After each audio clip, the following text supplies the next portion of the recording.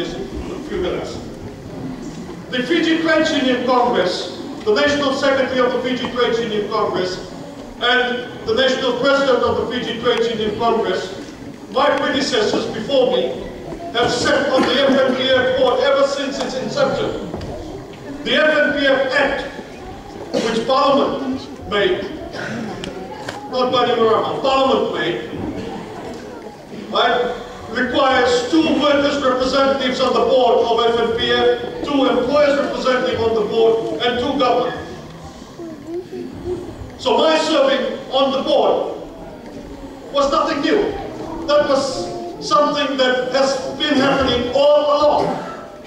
And not only that, I was not prepared to take a political position and say, no, we will not serve on the board and see the demise of FNPF. Because then I would not be doing my duty to the workers of Fiji. That fund belongs to the workers of Fiji, not to government. Even though today government treats it as its own company, as if it's their own bank. That's not what FNPF is. And we were there supposed to guard that. That's why I serve on the FNPF. And the very people who are critical of me serving on the FNPF board today are the ones who are saying, what's happening to FNPF? Why is the pension scheme being reduced? Why is there no workers' rep on the board? Well, you're going to decide. You want the workers' rep on the board or you don't? And if you don't want the workers' rep on the board, then accept what is being given out to you. That is what the FNPF is all about. Well, people talk about some allowances that we will pay. Of course we will pay the allowances. We didn't work for free. We weren't working for Red Cross. I think people need to understand that. But what? How much? What is missing? What is missing is that the people who make these accusations, particularly the Attorney General, is not prepared to talk about what he's been paid, what allowances he's been getting, what he's costing the people of Fiji.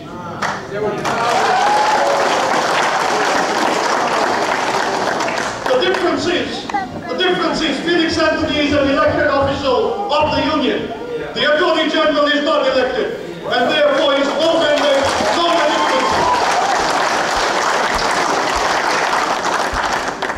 The sooner he understands that, the better it is. Let me also just say, people say, well, why were we removed from the board of FNPF? The answer is simple. We were not prepared to be rubber stamps of any government on the FNPF board.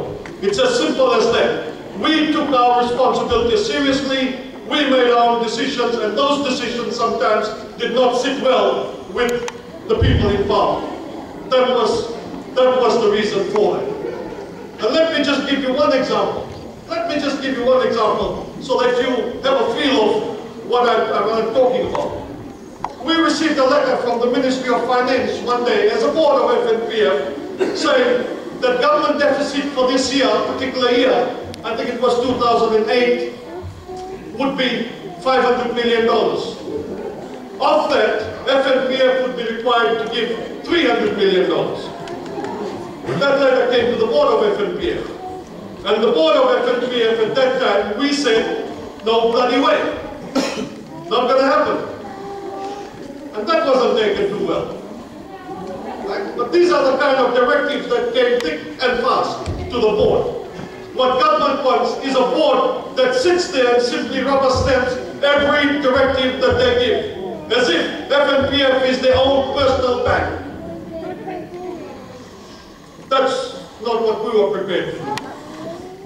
And I fear, honestly fear, for the survival of the Fiji National Provident Fund. Right now, they're going through a reform of the FNPF. They're talking about lowering the pensions of workers who have retired or turned 55. I say that is a matter for an elected government to do. It's not a matter for an interim government to do. And I believe that this government needs to understand that it has no